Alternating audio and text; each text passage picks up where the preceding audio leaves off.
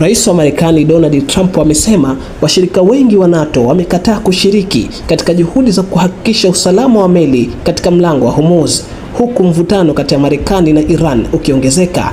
Kupitia ujumbe wake kwenye mtandao wa Truth Social, Trump alisema nchi nyingi washirika zimeamua kutojihusisha na operesheni ya kijeshi ya Marekani katika Mashariki ya Kati.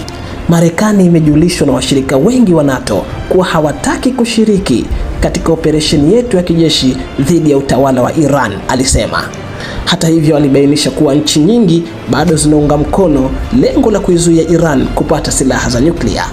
Trump alikosoa NATO akisema ni ushirikiano wa upande mmoja. Marekani ndiyo hubeba mzigo mkubwa.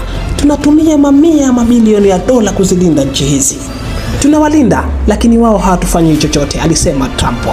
Aliongezea kuwa hajashitushwa na uamuzi huo, akidai kuwa hali hiyo imekuwa ya kawaida na ya muda mrefu. Trump pia alidai kuwa operesheni ya kijeshi ya Marekani imeidhoofisha kwa kiasi kikubwa nguvu ya kijeshi ya Iran. Tumelidhoofisha sana jeshi la Iran. Jeshi la maji limepotea. Jeshi la anga limepotea. Mifumo yao ya ulinzi wa anga na rada zimeharibiwa vibaya, alisema Trump. Aliongezea kuwa hata hivyo viongozi wengi wa Iran wameuawa na hawawezi kuwa tishio tena, alisema Trump.